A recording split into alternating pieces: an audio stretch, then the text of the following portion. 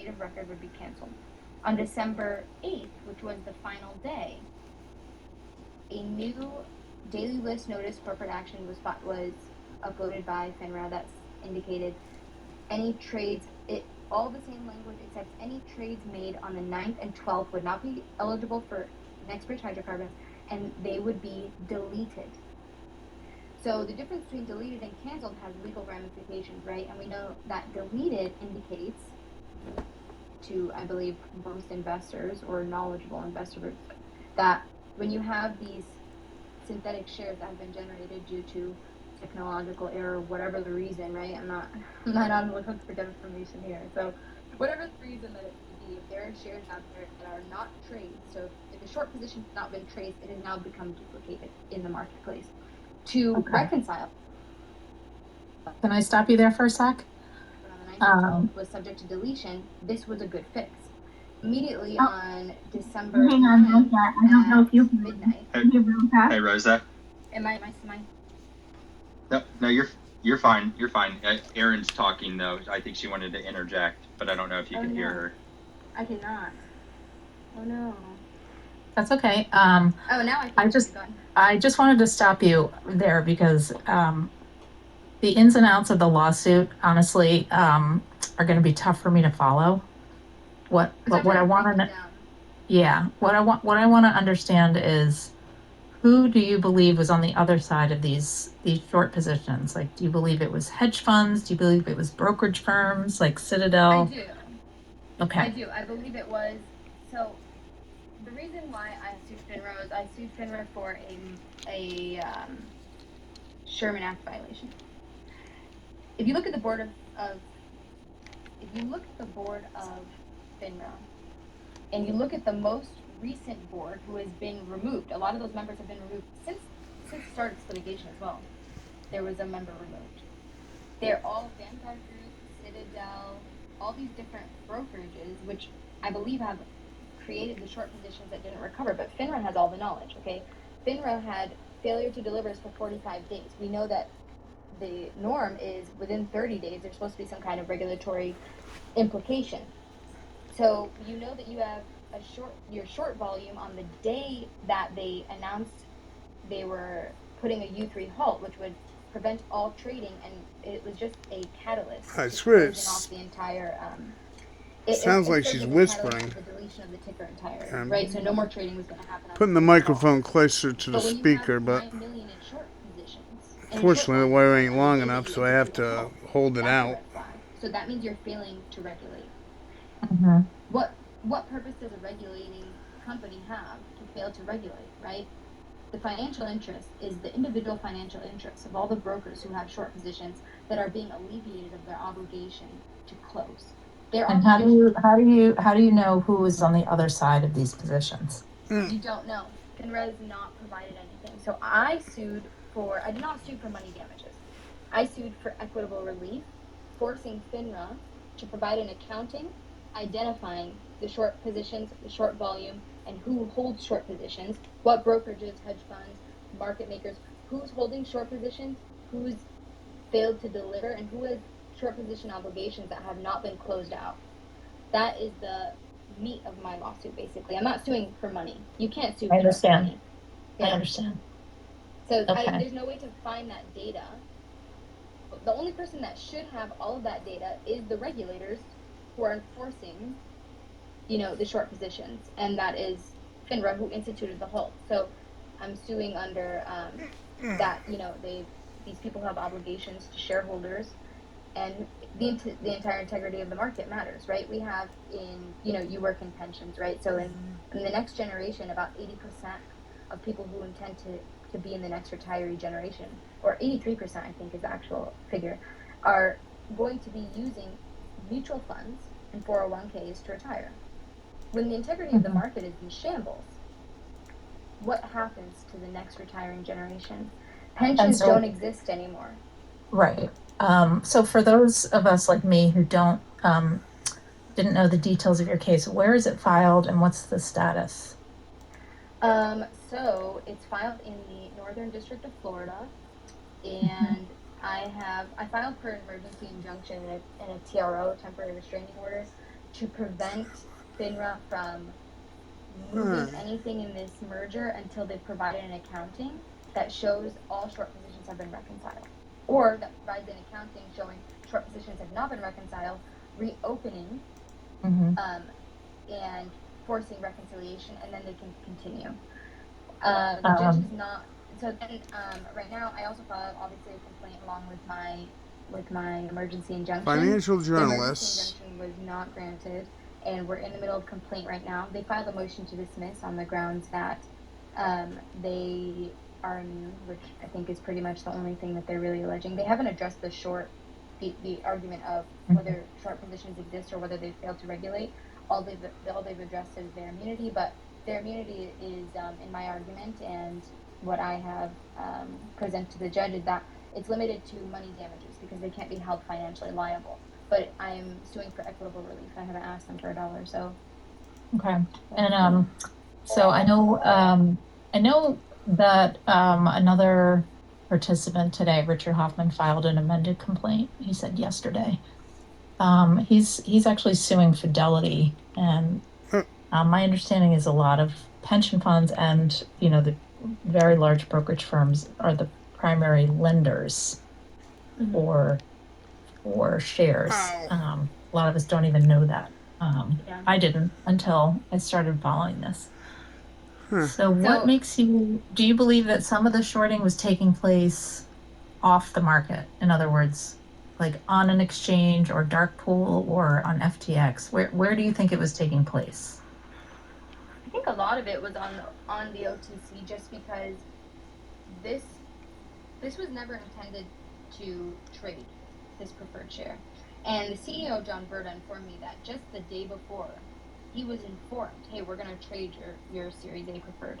So I believe that the shorting was already the short positions existed at the time of the Torchlight merger into MMAT, and that's why they brought it up for trading. And then I believe it just continued to be shorted, because when you look on FINRA's own websites, if you look into the actual, I don't know if this tells too much about my age, but I had a MySpace at the time when a lot of people did, and you know how you could edit your profile and seek certain forms of data. There's ways to do that with FINRA's website and see actual short volume, right? So if you look at, there's short volume that's being reported. So I think a lot of it just happened on the OTC. And I think that what I ask of FINRA is just an accounting that shows and demonstrates short positions, and to force reconciliation. I don't think it's a large ask, and I think it's very reasonable to be granted. I know that Richard Hoffman sued Fidelity. I don't know what his cause of action was. To be honest, I haven't reviewed his case, and I'm sure he can speak as to it. I did not. I'm also a Fidelity client, right? But I haven't sued Fidelity because I don't really have a cause of action against them. I don't have anything concrete that determines what short positions they hold. And I don't have anything that I can point to and say Fidelity has done this. Anything they did, in my opinion, was at the behest of a regulator who has the power to instruct them to halt trading. And also, I didn't want to read my terms and conditions as to what forum, what jurisdiction. I'm licensed in the state of Florida, and I knew that suing FINRA, who has the power to enforce regulatory agency over all brokerages, is the only way, in my opinion, to force reconciliation. Okay. Well, are either of these suits going to be class action? Do you know of? So,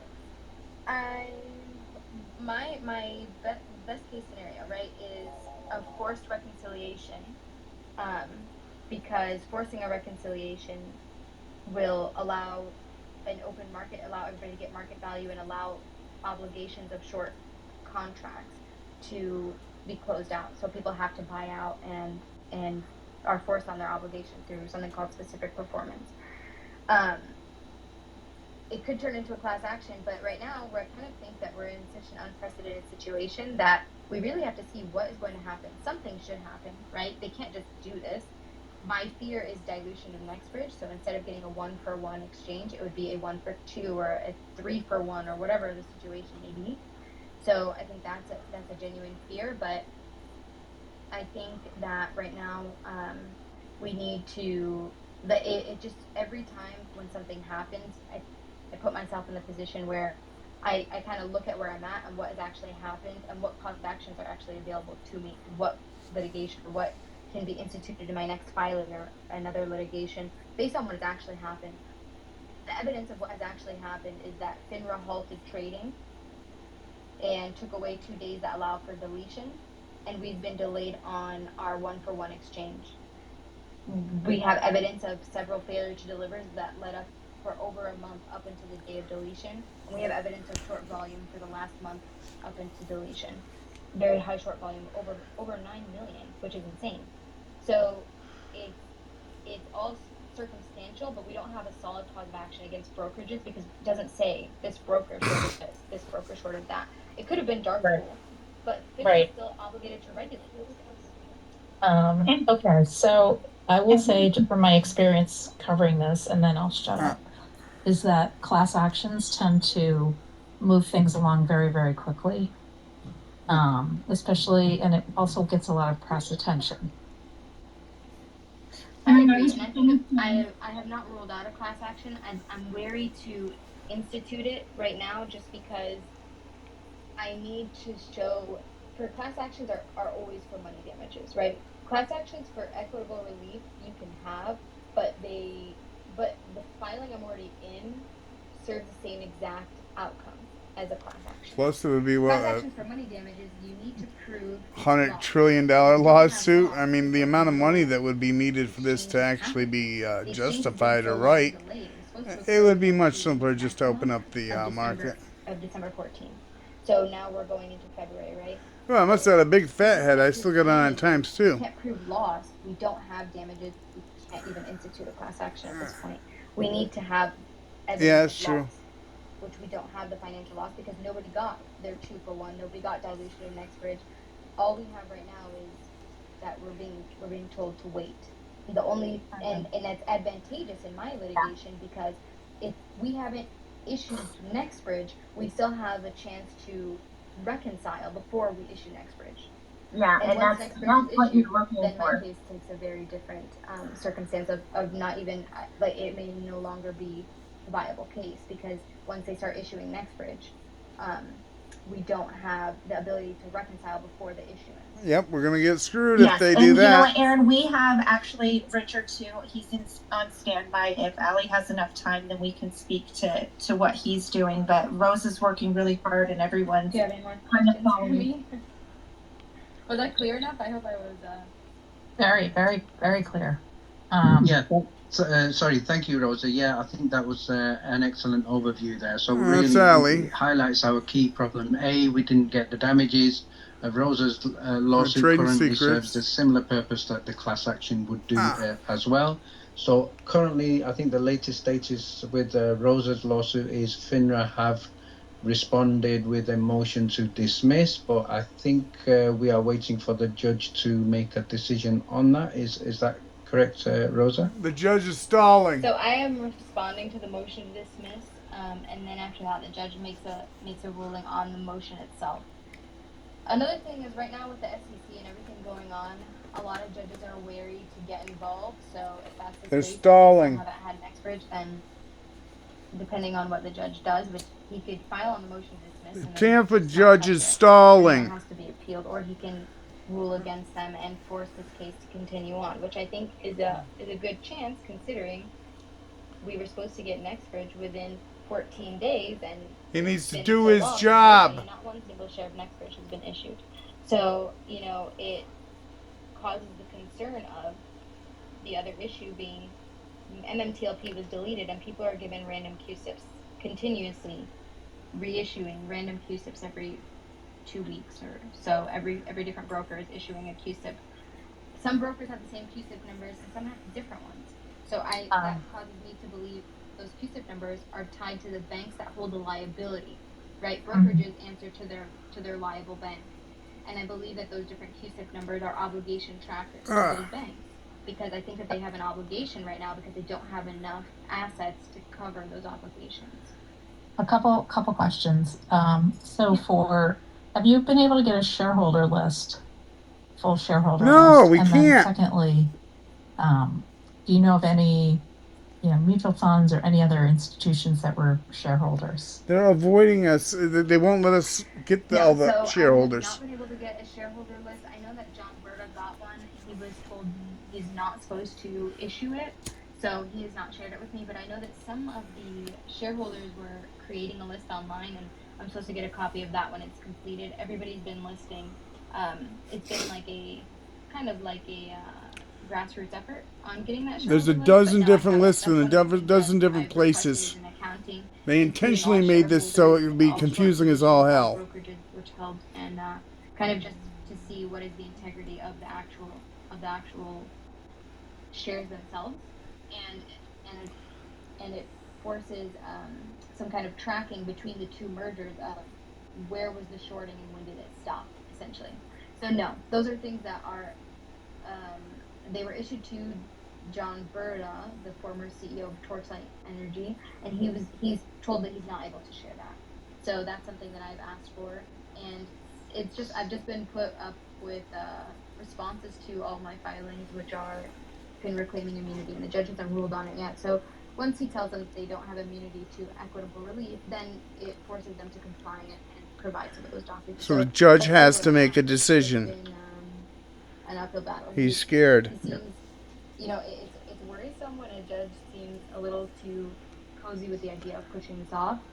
So there's little cause for concern, but I also think that that's how litigation goes in general, right? You just do the best you can and kind of see where it goes. Yeah. Okay. Thank you, Rosa. Yeah, I just think, do the right we thing. want to, if we get time, we will try and continue with the legal discussion towards the end. So I'm conscious that we have a number of other speakers as well, which we'd like to get. So I'm going to pass over to Curtis and Syntax. If you could arrange for the next speaker. If we don't have House of Start, we can move over to the Bird Lady. Yeah, it looks like we don't have House, so Bird Lady, if you wouldn't mind. And House, if you're listening, just request a mic because we've been sending it and it's not going through. But we'll move over to Pitch. Thank you, Pitch and Curtis. Okay, hey, it's me again. All right, I'm not sure what I'm supposed to say at the beginning. What do I say for my 2 minutes? All right, we were prepared for that. Okay. Yeah. Sorry. If you could share, Bird Lady, a little bit about yourself, something about your expertise in oil and gas, your calculations, and just your opinion on the whole situation would be great, just for the purpose of Erin. Okay, sure. Yeah. So I'm the Bird Lady, also known as Roller Pigeons. I started at Reddit and I was doing like oil and gas calculation estimations, like what would be the value based on the oil and gas. And then I got tired of posting it, so people were like, make YouTube videos. And so I did, and that kind of took off. So I guess experience-wise with oil and gas, there is some experience with oil and gas dating back to, about the 2012 era. And like 2012, 2014, there's some experience there. And then when I found out about Torchlight, which I was actually searching for a metamaterials company at the time, I was like, oh, it's about time to invest in metamaterials because it's like plastics. And I thought that movie, The Graduate, when Dustin Hoffman was told one word, kid, plastics. So I'm like, metamaterials. And I found the Torchlight and oil and gas. And I got very excited about this oil and gas. And I started looking into it. And based on the estimations of the oil and gas, I was able to come up with some like napkin math, back of a piece of paper math, and based off of the oil in the ground, not based off the acreage, but based off oil in the ground, and I was back testing my method against current sales of oil and gas, and it was pretty close. It was pretty close. So I was very excited about that, and that's me. Yeah, thank you. Yes, so just to summarize for you, Erin, the Bird Lady was instrumental in looking at valuations, calculation of the oil and gas assets. So the MMT play originally was previously known as TRCH, and the objective was to spin that out as a private company with the intention of selling it. So she has been instrumental in helping everybody to understand the oil and gas side of things and the calculation and the valuation. Great. And do you have any estimates then on, I guess, what kind of naked shorting is taking place, like a dollar value or anything like $1 billion shares. Okay, Probably. well, I do have. Okay, But sorry. That Bird oil Lady gas thinks a few question. hundred million. Okay, I think $1 billion. So, estimate wise, if you do some math, this is based off of the grassroots survey.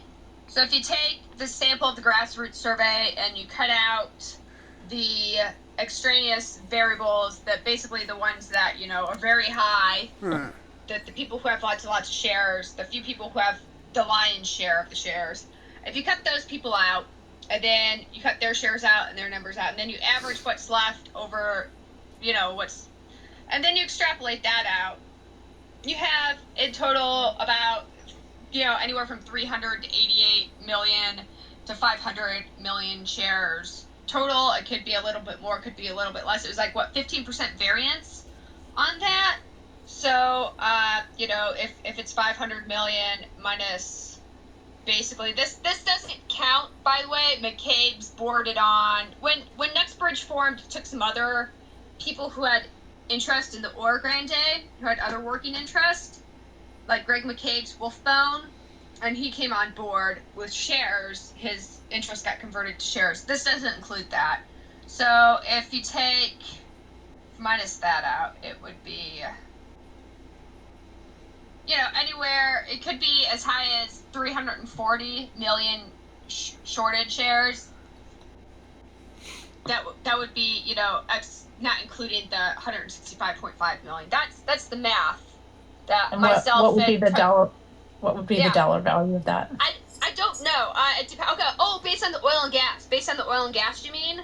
Like, if that were to be given, like, the value of the oil and gas, like, if it were to sell, and then that would be given a value? Is that what you're asking? That, and also the dollar value of the short positions. I'm not sure about the dollar value of the short positions. That's not my area of expertise, so I can't assign a value on that. But if you took 334 to let's say 340.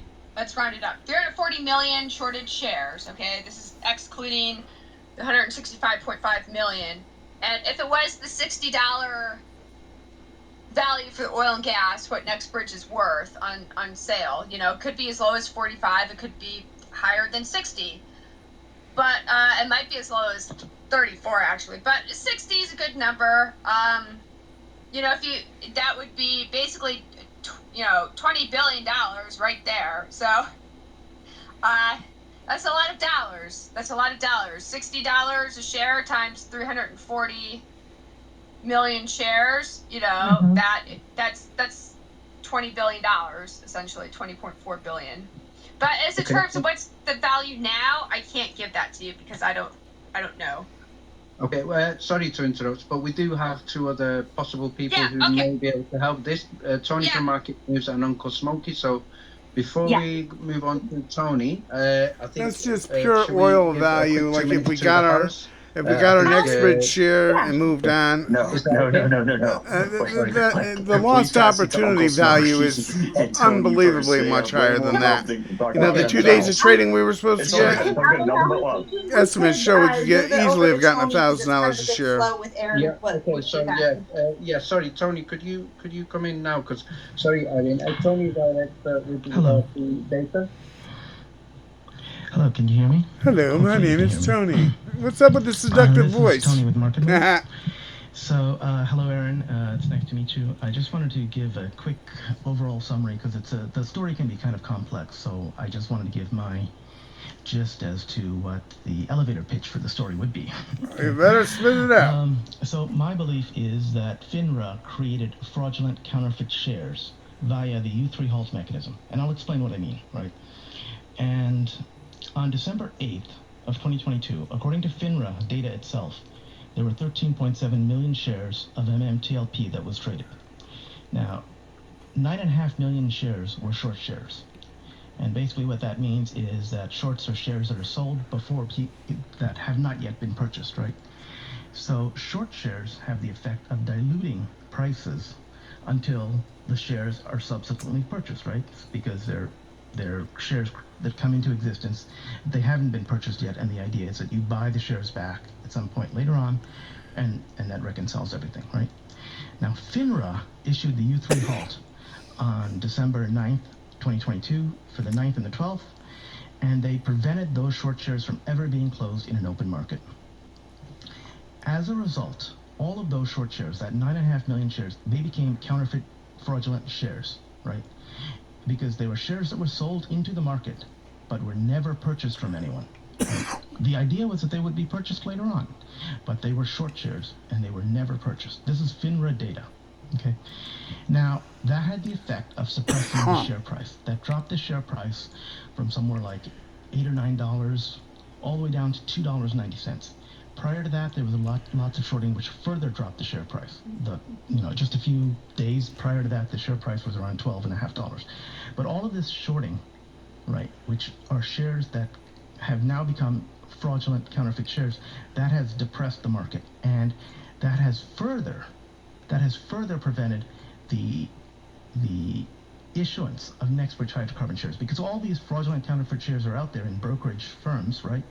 But they've been sold to somebody, and the other side of that trade are longs, the people who have MMTLP shares, and they expect to get a next-bridge hydrocarbon share, 1-to-1 share for every MMTLP share. They expect a next-bridge hydrocarbon share. Now, NextBridge Hydrocarbons has issued 165 million shares total, and they've distributed that already to the transfer agent. The transfer agent has that, but there's not enough shares because of all the shorting that's gone on, and because of all those short shares have now become fraudulent counterfeit shares, that the brokers cannot deliver those shares to shareholders.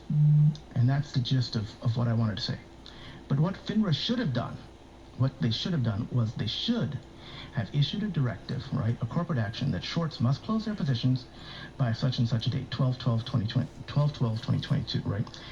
That's the first corporate action. The second corporate action they should have done is to inform brokers that on the 9th and the 12th, all trading of MMTLP must go to position close only. What that means is that the longs who purchase shares, they can still sell their shares to shorts. And the shorts who sold shares into the market without ever buying them, they can close their positions on 12/12, right? So that would have allowed trading to continue and reconciliation to occur, right? That's what FINRA should have done. But they didn't do that. They issued a U3 unexpected, extraordinary event halt. And they said, we don't know what to do. Yeah, it's an extraordinary event, all right. And their actions have caused counterfeit shares to come into the market. Whether or not you believe shorting should occur or naked shorting or whatever, those shares have now become fraudulent counterfeit shares. That's all I have to say. Thanks. All right. And now I see a lot of mentions of Citadel. Why is that? What is the relationship to this? So that moves off into the realm of speculation as to who is the other side of the trade, who is the other side of the short, etc. Right? So there's some belief that Citadel might be the other side of the short. There's some belief that GTS may be the other side of the short. There's some belief that some people who were on those boards might be on the board of FINRA or something like that. But all of that is speculation, right? I'm just of the opinion that, hey, look, FINRA did this. FINRA needs to fix this, right? So they need to undo their actions, one way or the other, because they've created an untenable event now. Okay, thanks for explaining that. Yeah, okay, thanks. That's all I wanted to say. Perfect. No, thank you. And we can move, Ollie, if you're okay. I just was messaging with Smokey. He's going to have to go a little bit later. So if we could go back to our original, if the House could speak, and then we'll go to Marduk, and we'll RBT and Marduk, and then we'll go to Smokey after that. Yeah, no problem. You're in charge. Ladies and gentlemen, actually, before I go, I believe Uncle Smokey should probably go first. I'm more of just like a quick short story, kind of like a speaker. Then I, by no rights, I feel that I should be up here, but I would prefer Uncle Smokey to speak first, then probably Marduk, and then myself. He needs to go later, if that's okay for scheduling purposes. That's no problem. I just maybe let Marduk speak? I think that would be appropriate. Thank you. Okay, well, hello, Erin. Thanks for stopping in. Hey, everybody else. So I'm just a guy. I'm a painter. I used to be a chef. My work slows down in the winter, so I got laid off, and well, it was good timing because my investment was starting to move. Back in 2020, I found metamaterials, and I'm in Canada, so after doing a lot of research, I decided to make a purchase, and then I found out about the deal with Torchlight, and so I was interested in the dividend, so I decided to grab a little bit of that as well. Sorry, 1 second. I think my cat's got a hairball. It's okay. My baby's crying in the background, so it all works out. Okay, it's all good. So yeah, and so to kind of help out the situation, because I noticed Syntax was doing metafam chats on Space and trying to get people rallied, to kind of help alleviate, I took the initiative to just kind of get my feet wet, and start hosting spaces of my own and trying to get people rallied. And I have a little bit of experience with technical analysis, so I was trying to do some TA on metamaterials for people, and with MMTLP as well, trying to make sense of the whole situation, and get to the bottom of who started this in the first place. I think the big issue is like, it's almost kind of like a chicken or the egg situation. It's like we have this problem with the U3 halt, which was clearly unjustifiable in my opinion, but then people are kind of forgetting about where this started in the first place, and the fact that in 2021, shorts of Torchlight Energy Resources needed to close their positions in order to balance out the books for the dividend, so that placeholder could exist as a spot for when the assets were sold off. So it goes back to, well, who started this market trading in the first place? And as far as the Citadel talk and the GTSX with Ari Rubenstein, they happen to be who were showing up on the level 2 data around the beginning of when this started to trade, and so there was definitely some speculation there. And I do believe if you look in the FINRA data, back for MMTLP, you'll find a list of some names associated with short trading, and well, just trading in general of MMTLP. So further investigations required. Obviously, they're not coughing up the 211 form, which would tell us who signed off on that document, because it certainly wasn't John Berta. He said it, and so yeah, it's just a big mess, and I'm trying to help calm everybody down. I'm kind of more of the mental health guy, I guess. Just try to have healthy, productive conversations and give Right. people a space to hang out and chat. So Okay. so yeah, that's me. I'm not really that smart or important, but I do what I can. Okay. There's been a lot of us that in the community, and Marduk was really helpful because he gave everybody an opportunity to discuss with one another, and just kind of, it was very traumatic when we had this halt happen, because typically halts don't even happen in the OTC market. Yeah, don't follow And me. so for a lot of us, we had this anticipation that the reconciliation needed to happen. Like for me, I was involved with Torchlight before they even merged with Metamaterials, and we've had a couple of slaps on the face, and I would have to say that when MMTLP started trading, and it started trading fraudulently, that was a slap in the face. The important but then people we're follow me. okay, this is how it's happening. We'll see how it plays out, whether it's the company sells the assets or it's spun out. But it was very difficult for so many people, especially right before Christmas. So Marduk was very helpful in giving people a space where they could talk. So I really appreciated him and so many people in the community stepping up. In the house, I know he's nervous about talking, but he was really important, and were involved in the Occupy SEC, and he was down in Miami. Don't use the laughing emoji. I'm like the least nervous person in this space, but go on. Well, I just wanted you to tell your story because you've been so helpful. Well, in all honesty, I don't think. Well, wait. Before I even start there, I'd like to thank the host and the co-host for hosting the space and for inviting Erin to be with us here for as much time as she can.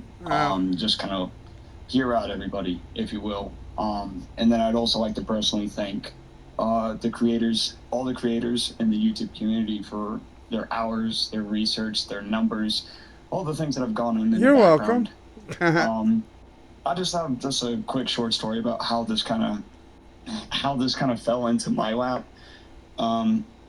Before my dad went out to sea, the very last thing that we were talking about was this whole thing with Torchlight and MMTLP, and we were literally watching YouTube videos on his big screen TV at his place. He was like, "Hey, Fletch, this might be a thing." And I'm like, "All right, I'll keep an eye on it."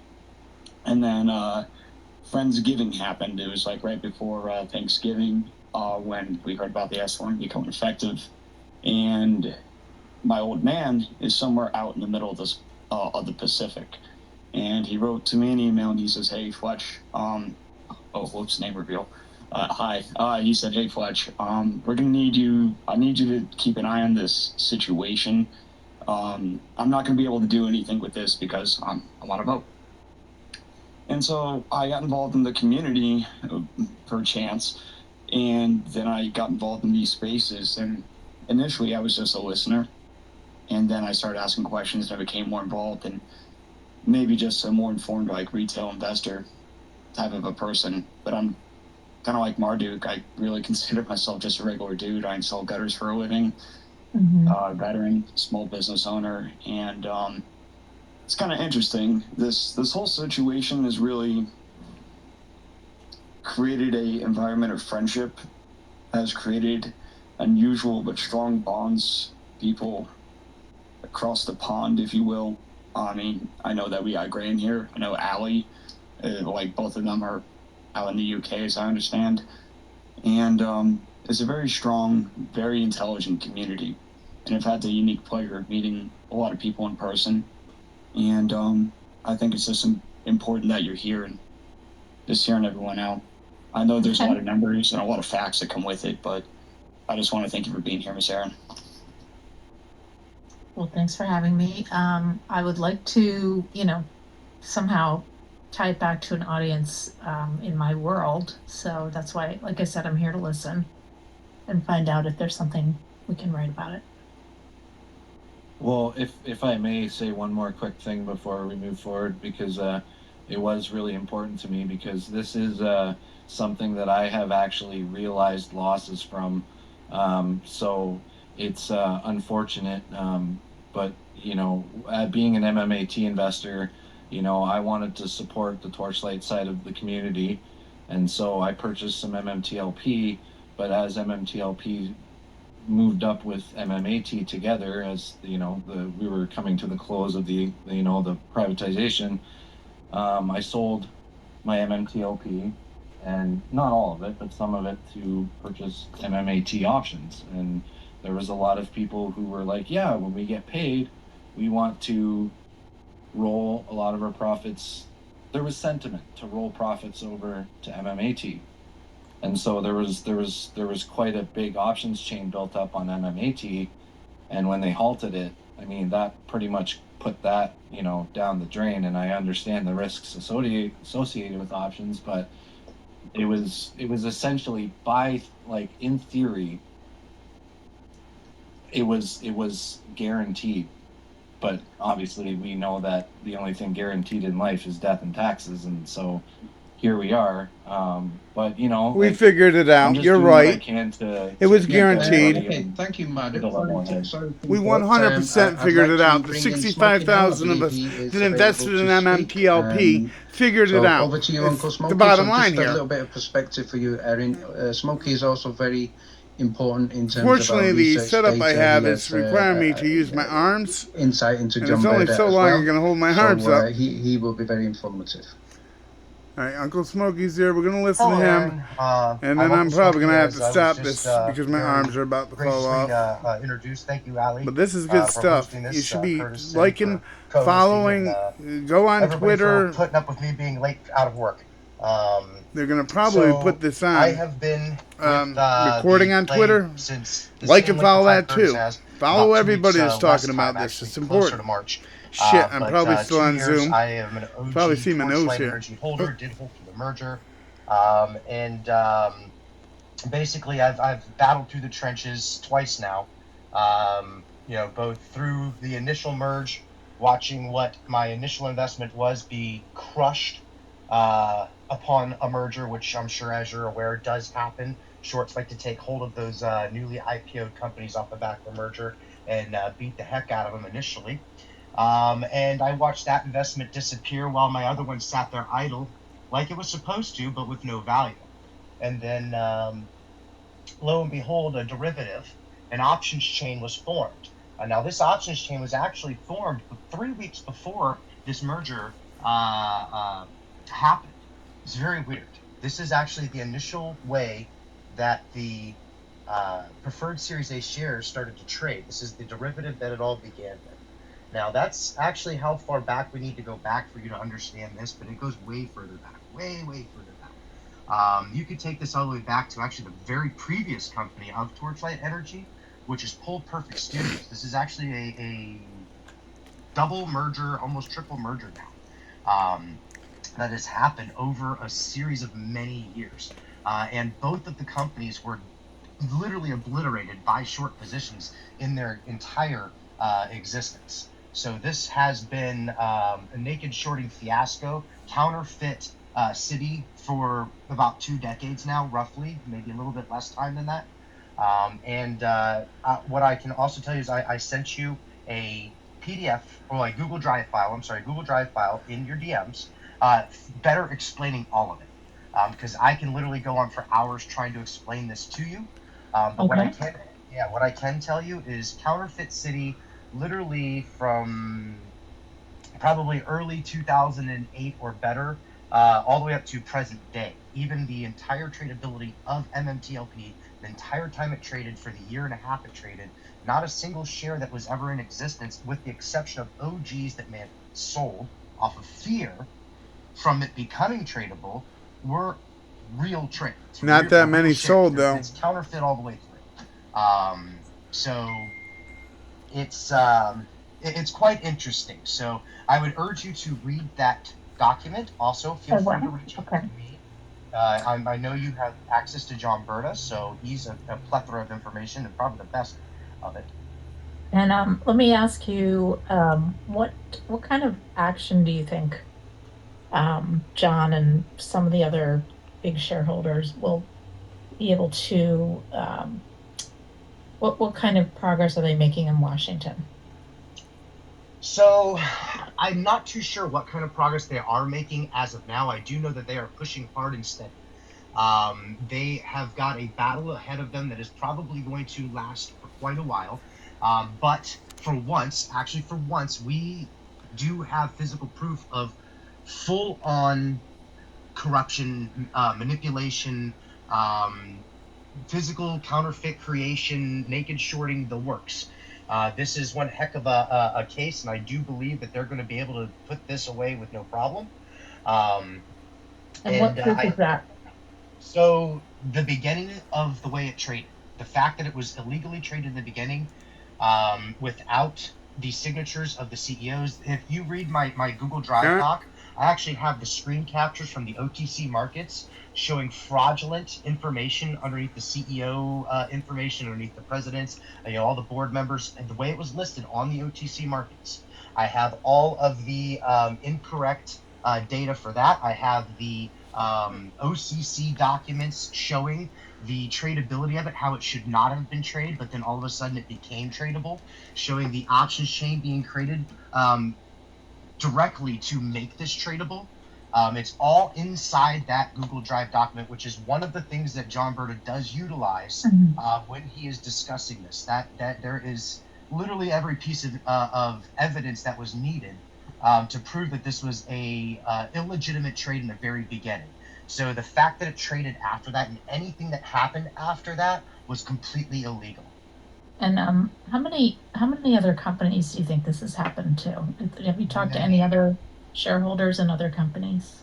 I've talked to other people at other companies, but I don't know of any companies that have done Pref A shares like this, that have traded like this. At least not many. I'm sure there are other, but I know that there's other companies that have been beat down like this, that have been destroyed, but nothing like this. We are literally a one-of-a-kind thing. I cannot name another company that got the U3 halt like this, and I could be totally wrong. There could be more. But I know there's only 3 U.S. companies that got a U3 halt before us, or we were one of them, and they've never been for this. Literally, they stopped trading 2 days before it was supposed to stop trading, and that was by the company's corporate action order, approved by the SEC, handed down by the SEC. So it's like FINRA allowed it to trade in the beginning, FINRA stopped it from trading at the end. Okay. Yeah, if you can come up with some other examples, that would be great. And I'll stop now. Okay, thank you, Smokey. I think that was an excellent insight there. I can see we're running very close to the end. So I'd like to get, if that's okay with Curtis and Sin, if we can get Tony Terrace, if you could share your story. Yeah. I certainly haven't heard this, and this hopefully should be interesting. Hi everyone, thanks for having me today. I appreciate you guys taking the time for this. So my story is pretty interesting. I'll keep it as short as I can. I got into Torch in around 2019. My best friend lives in Dartmouth, Nova Scotia. He spends a lot of time around Research Drive. He advised me that I should follow this. So my largest purchase at one time was $5,121,608.67 Canadian. That's $3,899,672.12 US. And then I'm a race car driver. I sold our diesel pusher that brings us to the races so I could add another position. I sold our side-by-sides so I could add another position. I sold our boats so I could add another position. And I need a minute. I need a minute, please. It's okay. It's okay. Take any time that you need. This has been really challenging for so many people, and we wanted to share Tony's story in particular because it really pulls at your heartstrings. Well, I'm on disability and can only buy 2,600 shares. Well, I need this to be resolved too. We're still kind of stuck in limbo, and that's why it's so hard, is because we don't even know what's going to happen. Mm-hmm. And damn it. What would How is that times 2 again? Help right now. You see my fat head? Immediate help would be taking a break, helping to tell her story so that people understand the levels of corruption and yeah, I started off with this whole thing by taking out a loan. We all did stupid things, but this still needs to be resolved. We need our money. Entities to just gain another back. I guess scandalizing the scandal. I heard this term from someone, making it so that this needs to get resolved, so that it's not hidden in the shadows. I mean, the SEC and FINRA have to make a decision to do something soon. It's not going to go away. It's only going to get bigger. Tony, are you doing okay? Yep. Okay, thank you. So I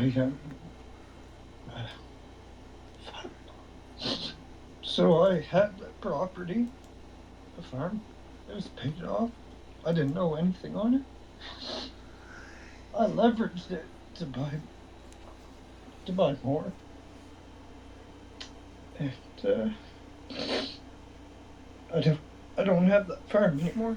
It was a $6,000 loan, and my wife of 20 years, I think, left me over this. 3 properties, and now I have 1. God, he's going to be rich when this comes through, though. It's going to come through, and he's going to be rich. I mean, he was rich, but he's going to be like mega fucking rich. Excuse my language. It's going to come back around, Tony, I swear. And Tony, what they got to do about something, this right? Particular company made and when it does, put so much of your net worth into I won't be that rich, but because even at $100 a share, what's that, $260,000? I'll take it. Sold. For life. Now I'm gonna hold out a little longer, I think. All right, hold on. No, I don't. Now I work a labor job. I went from making $50,000 bi-weekly to not even enough to cover my last mortgage. $50,000 bi-weekly? Mm-hmm. I'm having what he's having. I'm not making fun of him. I feel horrible. I really do. How do you feel this affects everyone? Is it affecting everyone the same way? It's hard to describe. I'm sure people have it worse. You think so? I'm sure. You think some people might have it worse? No matter what, somebody always has it worse than you. When it comes through, Tony is going to be so freaking filthy rich if he bought that many shares. So filthy rich, and it's going to be take a sleeping pill. We'll get this resolved. We're going to figure this out. I'm done. I'm done with this. I've held my arm up for almost an hour to try to bring this to you. Where is everyone exchanging? This is for the people that aren't on Twitter listening to this right now, and I hope you took the time to listen to this. It's really important to know. This needs to get resolved. Really strong is that where my camera is? These Twitter spaces, we don't normally have featured guests that were coming on and sharing these stories, but since late November, literally right after Thanksgiving, we already would regularly share information in these Twitter spaces about the circumstances surrounding exactly what's happening. But since late November, all right, guys, I'm going bye-bye now. 24 hours a day, 7